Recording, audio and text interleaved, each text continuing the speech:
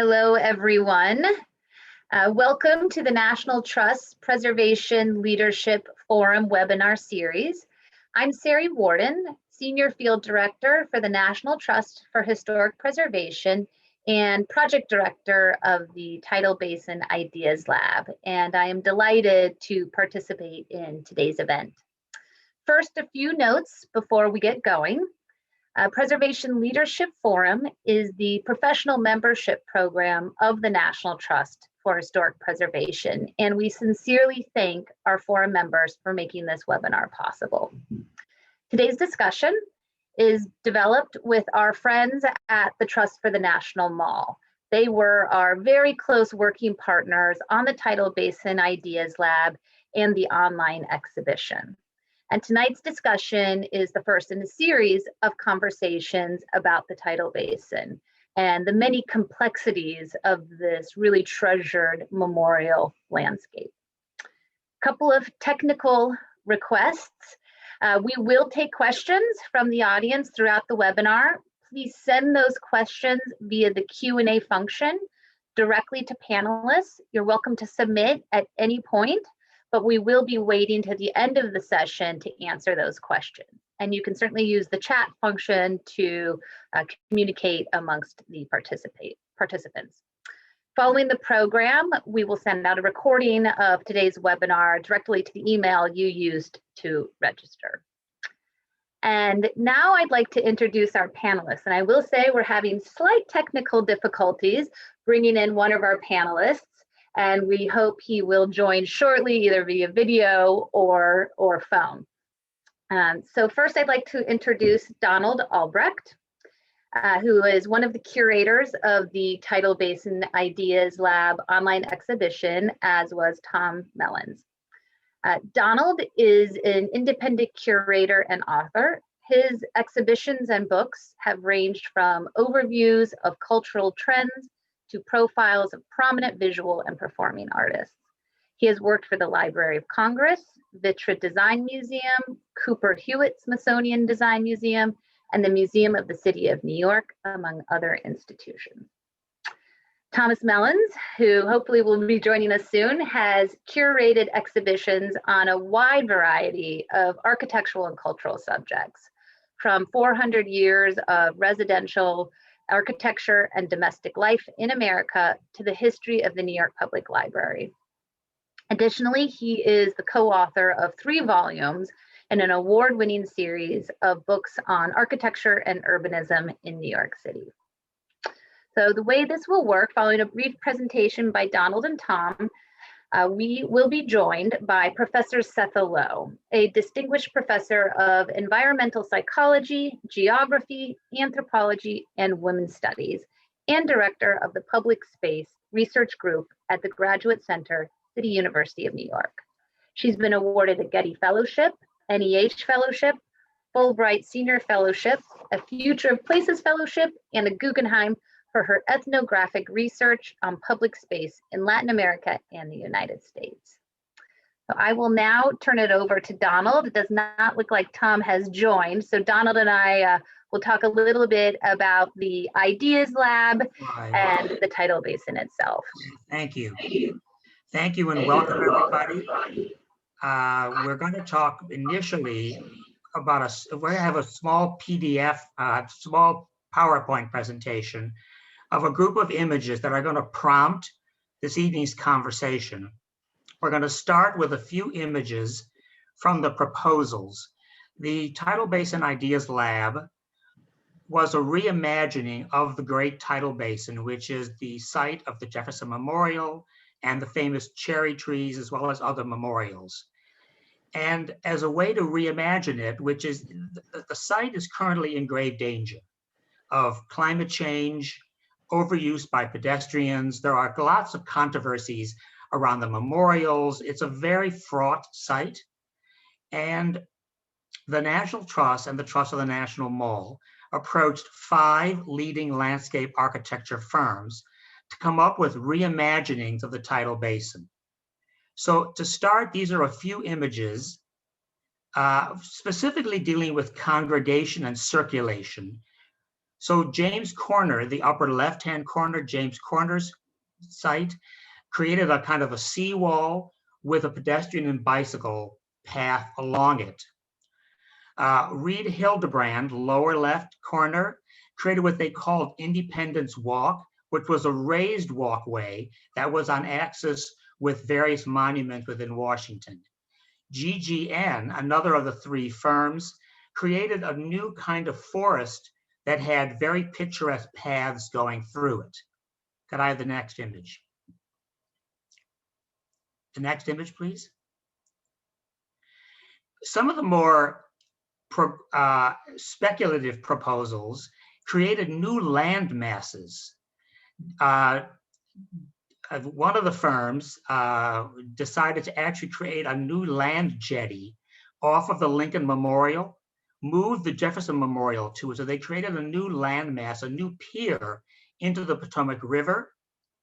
And what this does is actually create a stronger relationship between Martin Luther King by moving the memorial and the Lincoln Memorial behind it.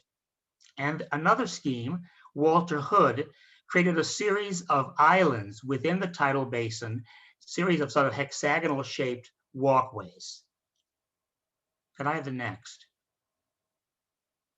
Now, within this context, there are a few additional images that's going to prompt more conversation. First, specifically about the relationship between nature and people, nature and public space and people, or more specifically, between usage of public space by people and the preservation of nature. And secondly, we're going to talk about public space and political and civic activism.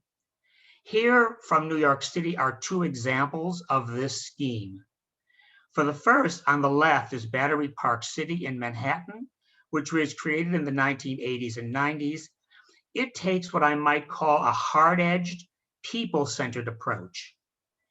Walkways and fences divide bicyclers and runners from the Hudson River with walks and fencing that, as you'll see in the lower left-hand corner, is sometimes breached with rising seawater. A far more recent example is on the right. It's Hunters Point South Park along the East River in Queens in New York. It takes what I might call a softer, nature-centered approach, which meets the river with a tidal marsh able to absorb rising waters. So the one is more structural, more people-oriented, and the other is more nature-oriented. Could I have the next image? The next theme we're going to be exploring, amongst many, many myriad themes we're going to be exploring, is the idea of public space as a generator of activism and of civic engagement. On the left, these are two examples from the tidal basin from the online website that we created in conjunction with the proposals. On the left is 1932 at the tidal basin.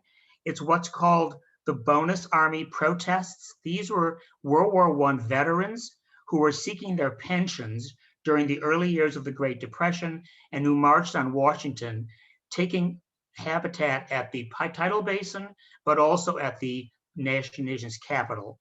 And on the right is an example of a Vietnam War protest during the 1960s at the tidal basin. Could I have the next image? And then finally, more recently, on the left is Occupy Wall Street protests, which occurred in Zuccotti Park or in the early part of the last decade. And of course, this is all brought more relevant today as demonstrations over the spring and summer over the murder of George Floyd instantly come to mind as the activation of public space with civic engagement. Okay, so now we're going to go to a series of questions, and I want to turn it over to Setha. Seri, do you have anything to add? Mute myself. No, well, thank you, Donald. Just that our efforts in conjunction with the Trust for the National Mall were really a way to confront in a really bold, innovative manner these really complicated challenges facing a treasured public space. And not only does it have these great monuments and memorials, it's also a place people go running, and there are ball fields there. So it's very much used by the public as well. So I think sometimes that is forgotten when we start thinking about these sort of grand plans for the tidal basin. And I am assuming that will be part of our conversation today with Setha. So I just wanted to mention that as well. Yes, there was both swimming and fishing at the tidal basin, which has a very interesting history. So let me start with the first question. We know that you, Setha, as an anthropologist, have conducted extensive research for the National Park Service. And of course, the tidal basin is a part of the National Park Service. Could you outline for us what it means to take an anthropological approach to assessing public space? How does this approach differ from, say, that of an architect or an urban planner? Thank you, Donald and Seri. And well, I mean, an ethnographic approach, which is something I've worked on, was take, for example, working at Independence National Historical Park, where the park managers came to us and said, well, you know, nobody in Philadelphia is really using this park, and we don't know why. And we've tried redesigning it, we've tried changing the gradient, and we've tried all these sort of physical things. And what an ethnographic approach does is we go in and actually talk to everyone who was involved. In this case, it was all the different neighborhoods that lived around the park in Philadelphia. They in particularly asked us to look at African-American communities. They looked at Puerto Rican communities, which is very big in Philadelphia. We looked at actually Vietnamese communities, but all these different communities that lived within walking distance of this park, and asked us, how do we change this park in such a way that people would use it? And what as ethnographers do is we go into those communities and we do mapping with them. We do memory evocation of how they imagine the park in it, and we interview extensively, and we look at the history of the park, just like you do, Donald. I was thinking there's so much resonance here, the history of the relationship between people in the park, such that we began to get a view of the people, but people over time, people from a point of view of different cultures, different points of expression, meaning. And ethnography is a cultural description. It's something that we pride ourselves in particular at the Public Space Research Group that gets at the diversity of points of view and meaning, but from a person point of view. And when you start that way, when you start by looking first at the people and the history, as you just brought up, I remember I asked you, did they fish? Did they swim? You know, did they have boats on them? You know, what were the kinds of human activities and the diversity of kinds of populations? We go in and try to understand who those people are before you even begin designing, and in order to accommodate and make sure that everyone has a voice. I mean, Seri, you were really right. I used to run by the tidal basin. I mean, you're absolutely right. When I lived in Washington, and I now walk. And yet that wasn't a big focus, though you saw it in the designs. I mean, think of the diversity of people, uses, and concepts that are, hi, there's Thomas. Hi. That are going on there. So an ethnographic approach is a method by which you can capture all that diversity, bring it together before we move ahead with a program. Is that? Yes, and one of the, I should point out, Tom, can you hear us? Yes, I can hear. Okay, welcome. We are on to the first question. We're talking ethnography of the park.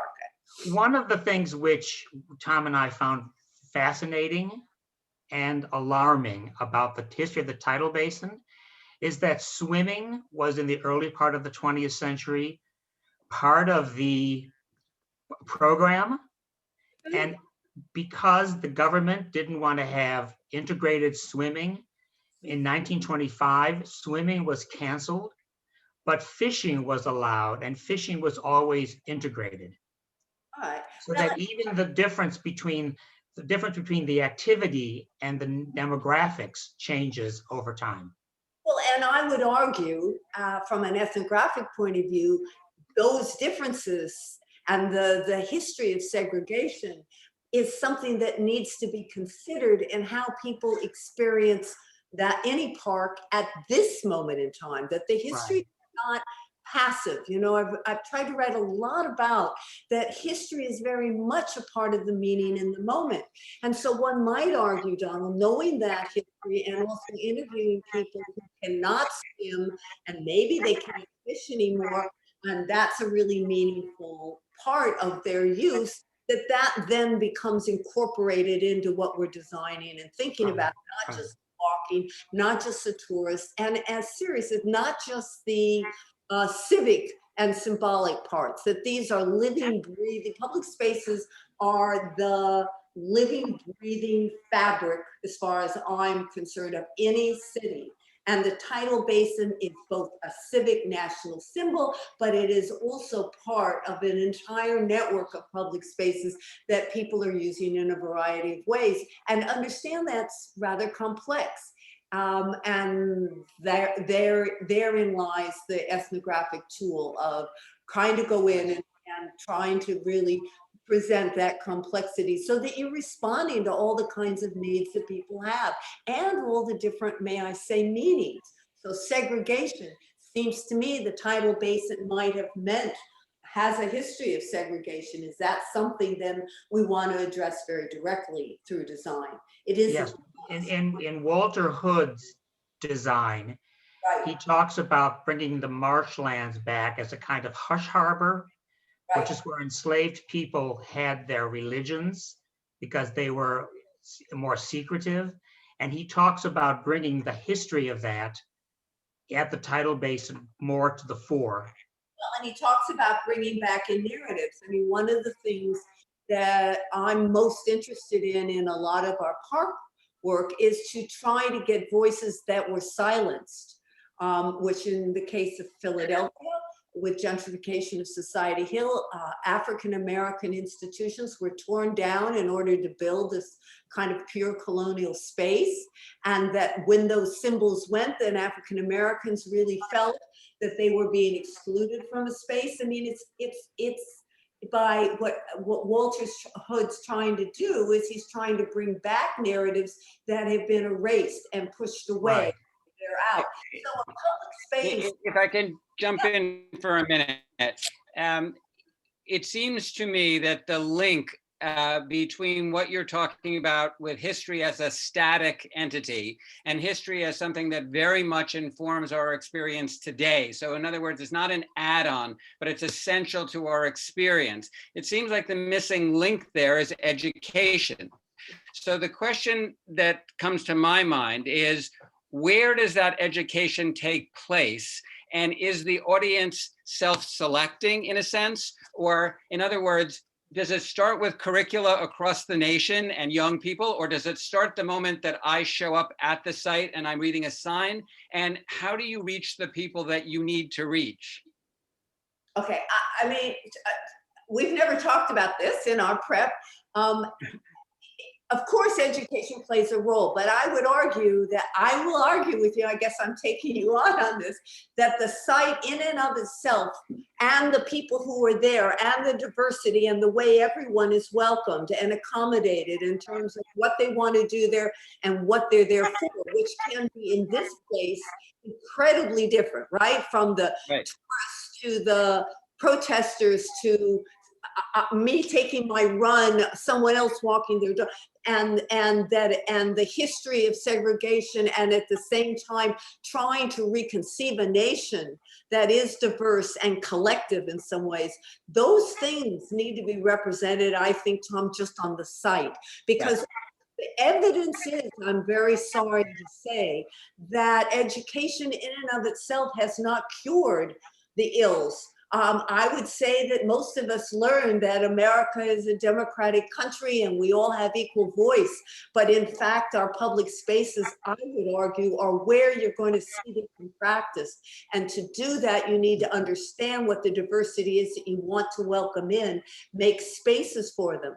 And some of these designs, in all fairness, I want to ask a question of where are the people, or where are different kinds of people, or where are the multiplicity of uses? have we so specialized it in trying to deal with the ecology of the situation that we are muting some people and not inviting others? Particularly where we go to the next question is, where is protest going to occur in these new designs? If you agree, which I'm hoping we all agree, that public space is incredibly important to protest, you cannot look at this year, cannot imagine what with America. I'm writing a book now of why public space matters. And I write about health, which is very important. And we talk about blue space being incredible. All of these, and we talk about children, we talk about socialization, we talk about real estate values, we talk about all of that. But most importantly, public space is the one place we come together. And who's the we? Ideally, everyone in the United States should be able to come, and they need to, and in a way that is safe and secure and comfortable for all. I would say that this is a really important site in order to accommodate that, which was not clearly in the program, or it wasn't to me so clear in the program from what we've been seeing. I think you're 100% right. When Tom and I looked at the site, most of the action, shall we call it, is happening nearby at the mole. And the tidal basin is a lesser site of activization and protest. Not that it needs to be, but it seems to be the poorer stepchild of the mole. Right, but show the slide that was incredible of the edges of the tidal basin being where veterans were protesting. I mean, again, I look at Zuccotti Park is a private space, right? And I've been talking about private space, but it was a piece of legislation, really. It was a legal thing that allowed Zuccotti Park not to be cleared where public spaces could have been. And it ended up being one of the most visible expressions of what was going on in New York and in the world at that time. So just because the edges aren't being used now doesn't mean that they could be. Well, if I could just add something, I think part of what is special about the tidal basin is, in some ways, it's a place of reflection and contemplation, as opposed to an association with protest. And that can be a very important aspect too, to more fully explore at the site, to think about the past of segregation, to think about its connection as a place of reflection to a place of real action at the National Mall. And I would just like to add that when we conceived of this project, it was certainly before the pandemic and before the Black Lives Matter movement really took hold. And this project has only evolved and taken on more importance and new levels of meaning. But our friends at the Trust for National Mall and the National Trust, we've always wanted to ensure that the people's voice was heard in this project. And while we are so proud of the really beautiful proposals and designs our fantastic firms created for this to bring attention and awareness, we also wanted to ensure that the public's voice is heard and incorporated, and that's done through our online exhibition where people can leave comments and notes and images. And we really want to take that message to the National Park Service and Capitol Hill to say, look, this is how people are using this site. And I will say one of the biggest respondents to our surveys are tour group leaders, because they're there every day and they see the flooding. They also are extremely aware of the challenges of interpretation at the site. So that's been a really interesting audience to interact with when talking about all of these issues and challenges at the tidal basin. Well, Setha, go on. If we can move on a little bit, I think whether the public space is focused on as a place of congregation or a place of circulation or a place of contemplation, whatever identity it has at that moment, it seems that underlying it, if you are going to have a diverse audience, and if the space itself is going to tell diverse stories, that safety is essential. You have to feel safe. I would venture that most of the people who go to the tidal basin, particularly on tours, safety doesn't even occur to them as an issue. They occupy Washington, they occupy the city they come from, they occupy public space. It's not on their radar. And yet, I think it is an essential reason why the audiences perhaps are not more diverse, or the stories told are not more diverse, that someone feels unsafe. It's almost, I think, hard for people who feel safe to remember, to imagine how many people don't. So as both a specialist in public space and as an anthropologist, I'm curious, what do you look at as signs that a space will read as safe to a diverse audience? Also, let me just add, not just safe, but welcoming to everybody. Yeah. Well, and I was going to say that back to Seri. I was saying one of the things is, yes, you've done, I think that the website is amazing. You've done an incredible job, but there are a lot of people, a lot of people, as I've been writing about during COVID, with the virtual, and the website is limited in terms of who has access. And again, you're hitting a same demographic as Thomas asked about. One of the things he had mentioned to me, you need to remember that what looks safe to one group of people does not look safe to another.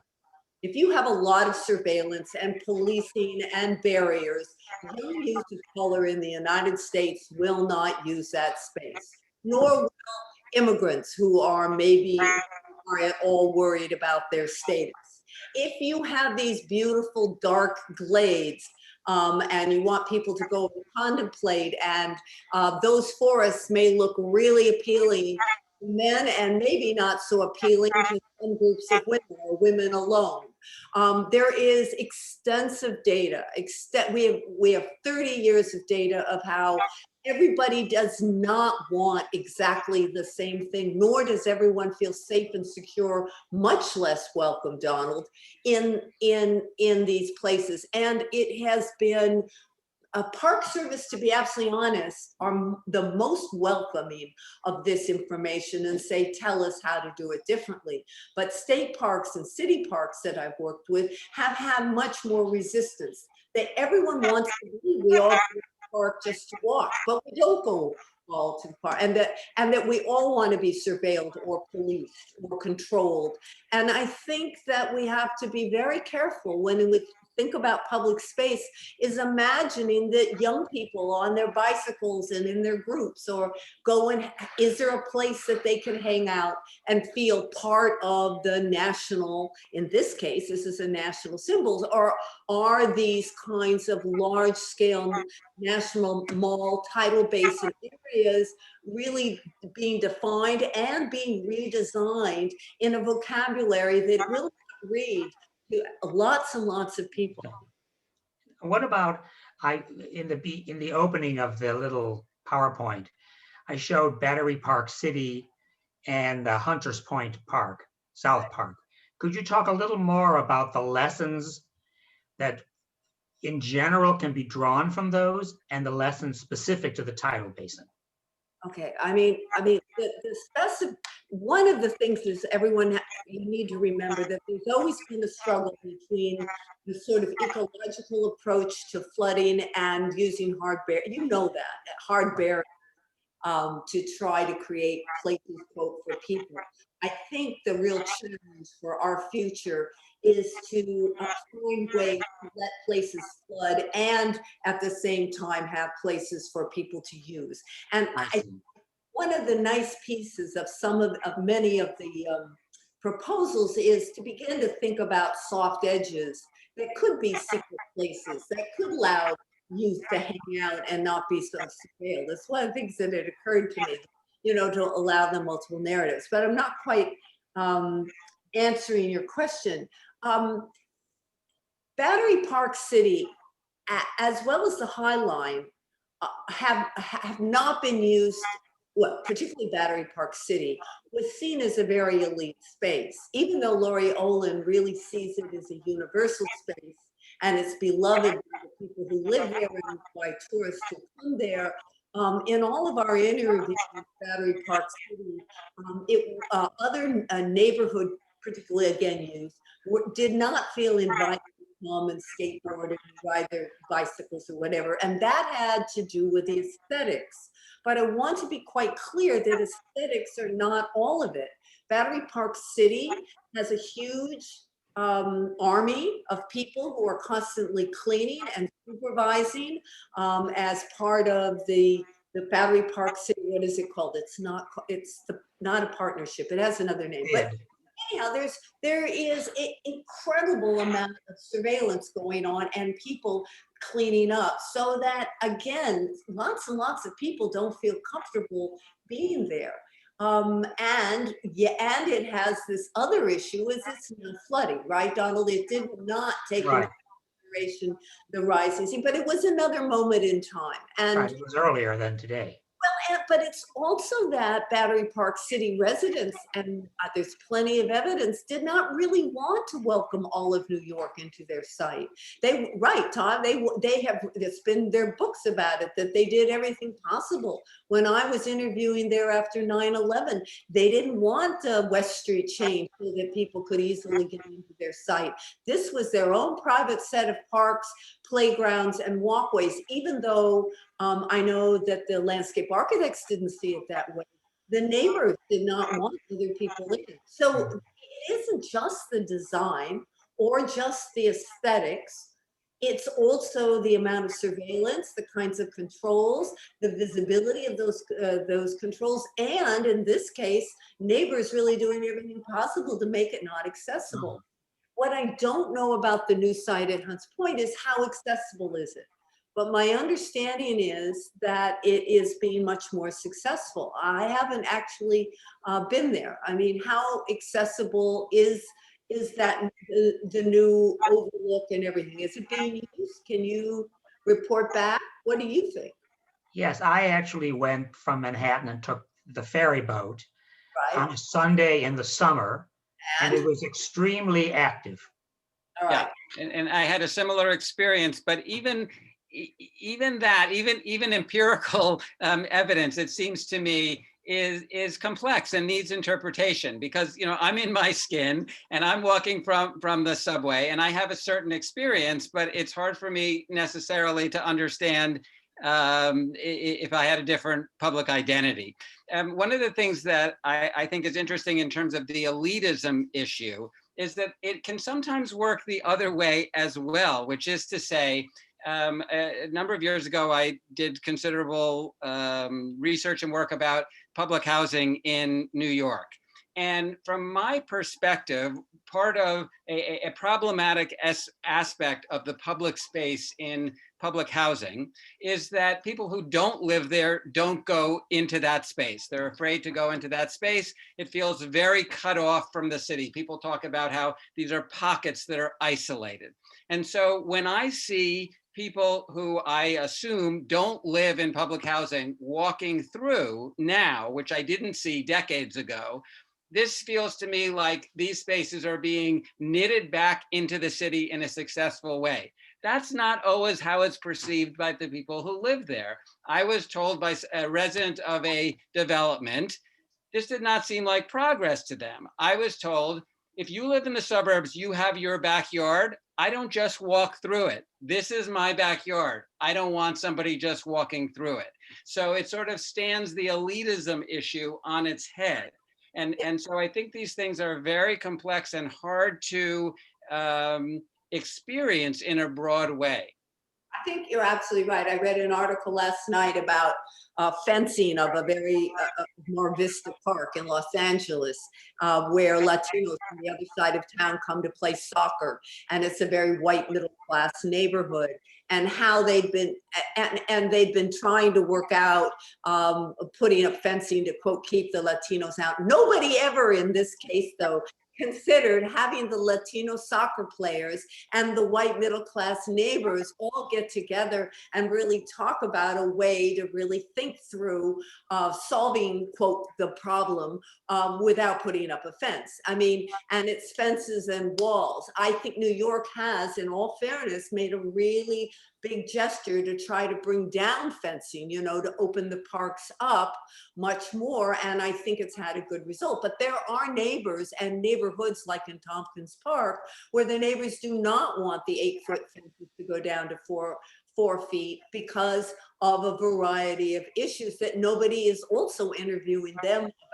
So back to the ethnographic method. The ethnographic method is trying to go in and understanding, as to the best of our ability through research, what these competing needs and conflicts are.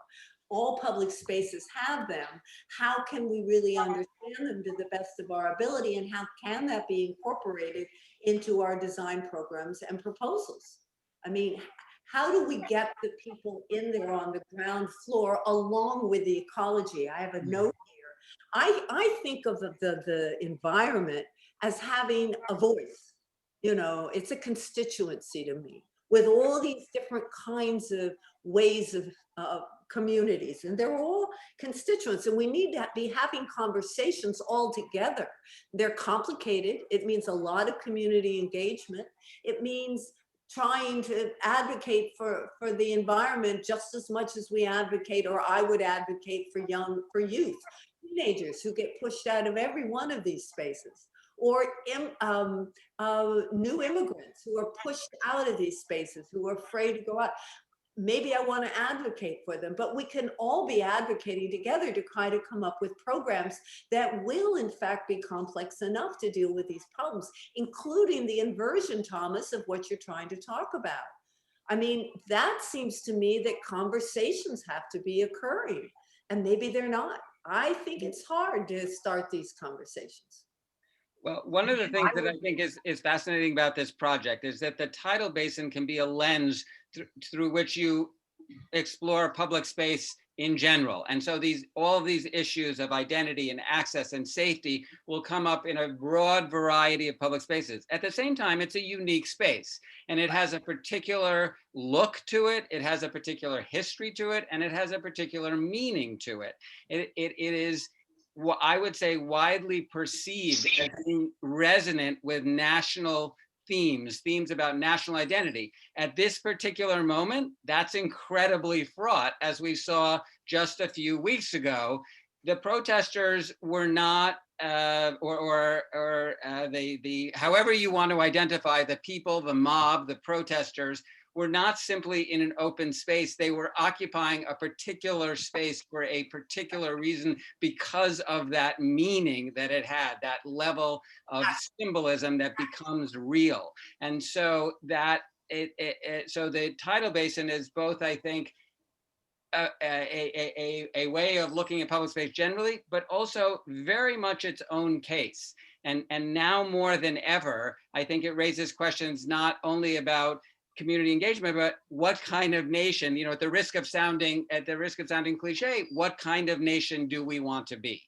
Well, but look at the inauguration. We all watched from our, right? We all did, hopefully you all watched. Yes. What was the foreground? What was the foreground? Where was that water? Where was that platform? Who was looking across? The tidal basin was as much a part of the firework, all of it as anything. And here we are. So it's iconic. And at the same time, we have all the granular, fascinating problems of creating a park. May I use the word park now? A blue space along a waterway, which both floods, but people want to use in a myriad of ways, be it swimming and fishing or promenading or being a tourist. I mean, so how do you accommodate these very granular, these very Right. People who one of the great parts about the tidal basin that I think other spaces have, and it's what makes a public space wonderful, is the relation between the permanent and the ephemeral. Yeah. And that's where the tidal basin is a great lens, because you've got this cherry blossom festival that lasts all of 3 to 4 weeks. And then you've got the Jefferson Memorial that is about something to do with American history and permanence. And the most significant public spaces like that have this relationship between the permanent and the ephemeral. And the two together is what makes them really resonant. And And there should be the basis of your design, along with protests and cultural diversity at a moment that our country is being ripped apart. Even though things seem calmer, look at what's underneath it all. Yes.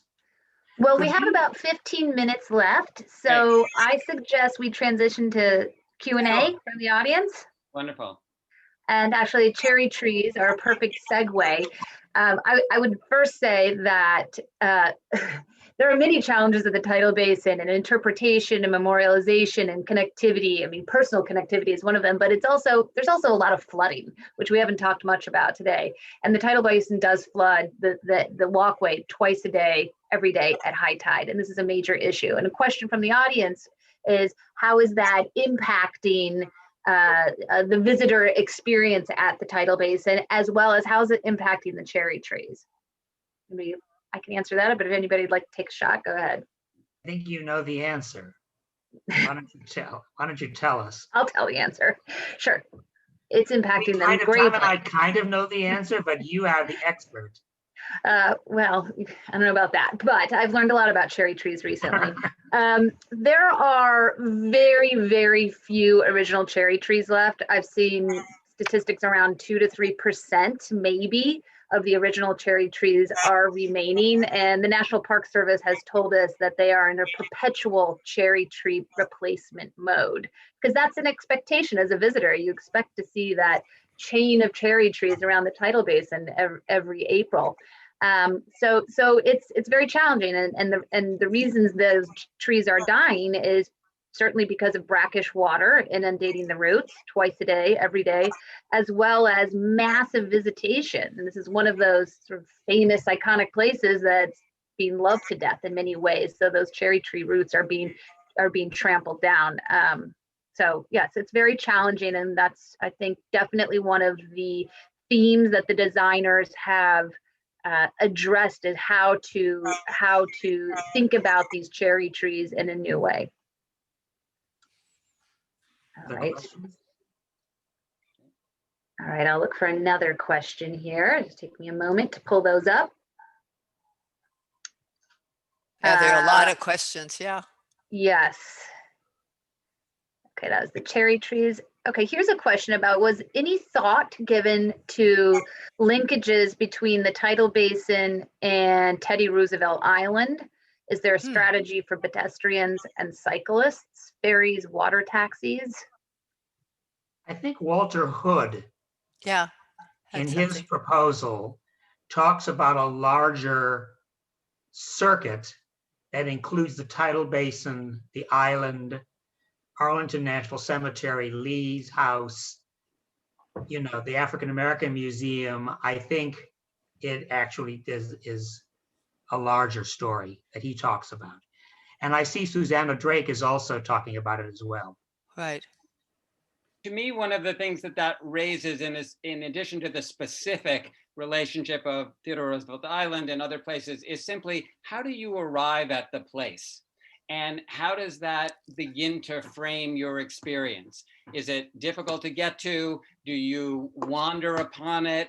Do you have to make a reservation? So how I think you physically arrive at a place is one of those dimensions that is maybe not thought about particularly by the general public, but that is really definitive in terms of framing an experience. So I think that how you get there, how the story starts, is so important. Yes, well, actually, Susanna Drake, one of the images that I showed, Right. created this pier into the Potomac, and then created a new dialogue between Lincoln and King, which actually is a spot that could be a place not only as a recreational space, but could also be a space to have great dialogues, great conversations about what's going on in our country, because that link would be made more overt than it is now. Yeah. I'm having in a similar way. A couple of the questions. There's a question here about the design, the Hildebrand thing that had called his design an open work. When I went and looked at it, it didn't look as open as maybe he meant, but I did think that this idea of open work, because how are we going to imagine constituencies that aren't here today? But for me, I think the tidal basin is so incredibly important, because maybe for the first time we will really take on the sort of climate change, flooding issues with people in a park and civic concerns all at the same time. This is our chance, I think, and the designers have all taken it on very, very differently. Some to me prioritize the environment, others I think have prioritized people. The question is, where for the future, moving towards the future, this is one of the key issues that must be resolved. And I know at one point, if you wanted to ask me, well, what was the most important part from the people side? And I would say it's social justice. That no matter what happens, that no matter how we deal with the water, the rising, but that whatever we do, that we keep social justice in our sights at this moment in time, and that a public space is a way of expressing the public sphere. But that tells us nothing about how we begin to resolve the ecological threats that we're facing. And here is a perfect place to have that conversation. Mhm. I can't answer your questions. I'm saying this to me seems the perfect place to have this conversation that has always been with us, but now must be confronted in an effective way. Can we have environmental justice and social justice at the same time? And how do we do that? To me, that is the question of our time. Okay, another question. All right.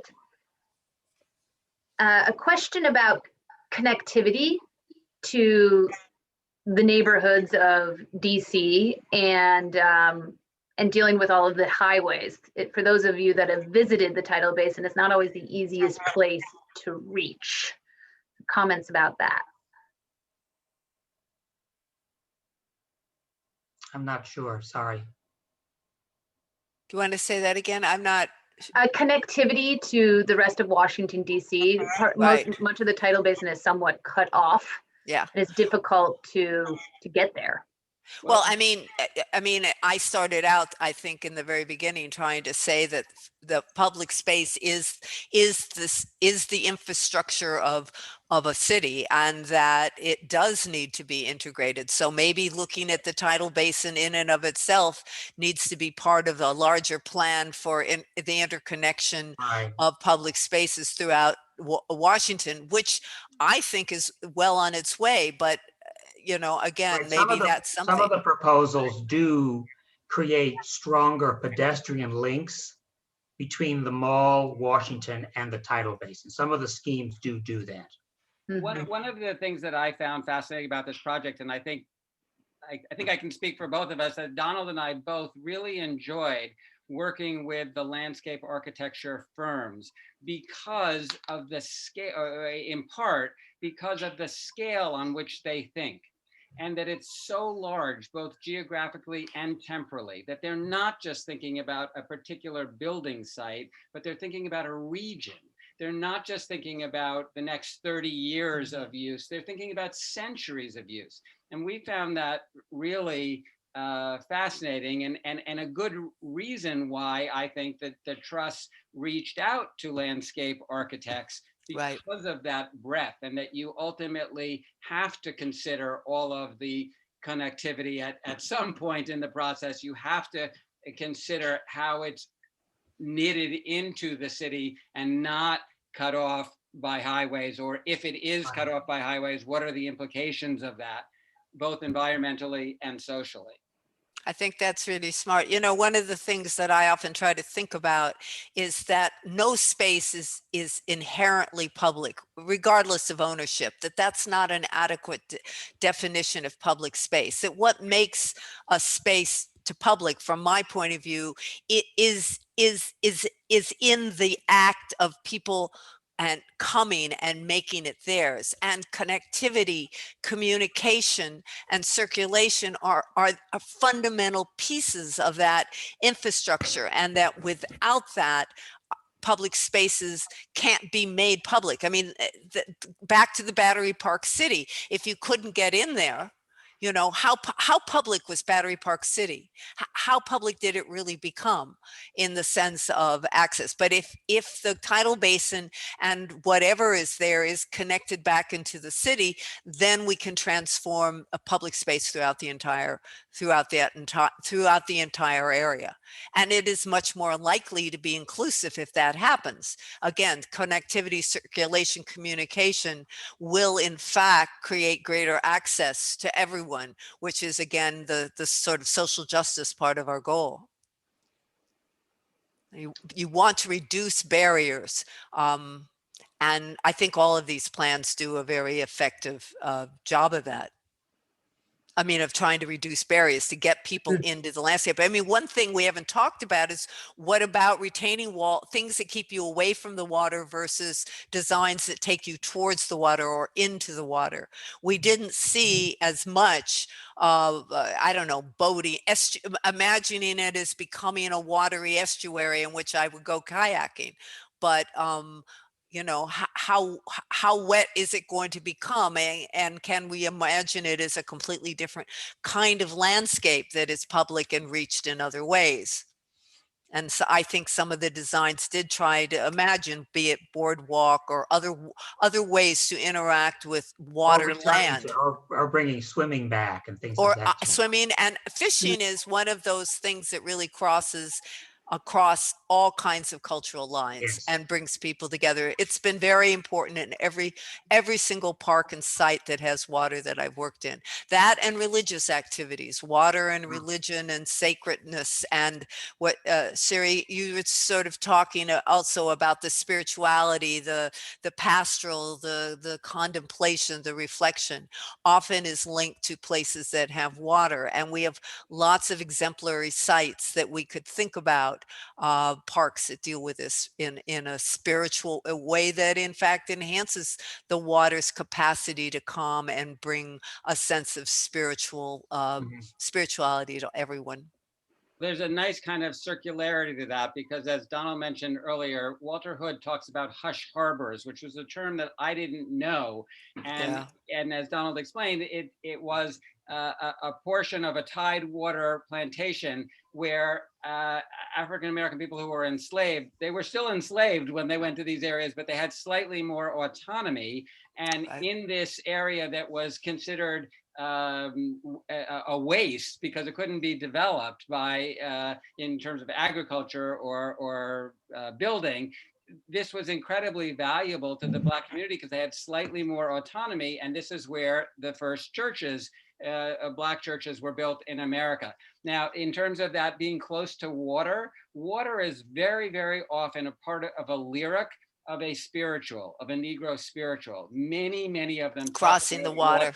And that was crossing the water, wading in the water, the river baptism. Jordan, and that was a kind of, as I understand it, this was a kind of code. This was a kind of way of communicating, because water was symbolic of freedom, of movement, of change, of progress. And this was not necessarily widely known by the power elite. So it was worked into the lyric because it could seem benign, but it was really a kind of, it was part of a demand for social justice. And so I think it's kind of interesting how the water works its way in the physical landscape, but also in the literary landscape, in the imagined landscape. Well, and most places that I've studied, actually, back to the fishing. Fishing is one of the ways that lots of poor people supplement their food. And we forget that, and that public spaces are also places of work in that sense, but of being able to provide.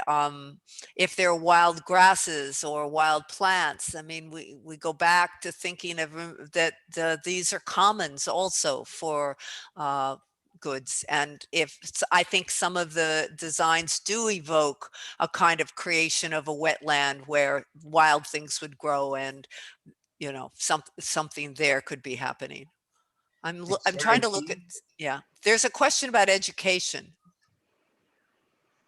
Well, yeah, we had time for maybe one quick question and answer. But the importance of education at the site, which we have generally addressed. Yeah. And how clean is the water in the area is another question. That's a good question. The tidal basin no longer works as a tidal basin where water comes in and flushes back out. So the specific cleanliness of the water, I would have to get back to you on that. But I will just say that I think for those of you joining us, you can see there are many ways into this project. We could talk for many hours about this topic, about climate change, about design, about horticulture. There's so much we could talk about here, and I hope that you all will join us at upcoming webinars on the tidal basin. But with that, I think we should probably end. And I just have a couple follow-up announcements. We have had great comments and questions from our participants, and we encourage you all to keep the conversation going on Forum Connect, which is free and open to anyone to join. And you can also keep learning. We have a number of webinars coming up in addition to this one today and a few others over the spring. We will have preservation advocacy during the first 100 days of the Biden administration, and that is happening tomorrow at 3 p.m. Eastern. And we have another great webinar on Brown v. Board of Education, which is a major initiative we're working on where we are creating a national park site with these various sites across the country. Okay. Next, and we're just on time. So I would love to thank all of our participants who have joined us today. We at the National Trust, thank you, and our partners at the National Mall, thank you. And you can certainly reach out to us with any questions about this really engaging and interesting conversation. I think it's given us a lot to think about, or any questions in general you might have. And the special thanks and gratitude to our panelists and taking your time out this evening. Thank you for hosting us. Yes, Thank you for doing such a lovely job. Yeah. Thank you, Setha, and thank you, Seri, for hosting us. Okay. Great. All right. Thanks. All. And I think the anthropologic look, I think, was really edifying and illuminating. So thank you, Setha. Oh, you're more than welcome. Yeah, Thank you. It was a great perspective. Well, we all should work together. I mean, I guess that's what we all work together. Take care, everyone. Okay, Thank you. take care. Bye. Bye-bye.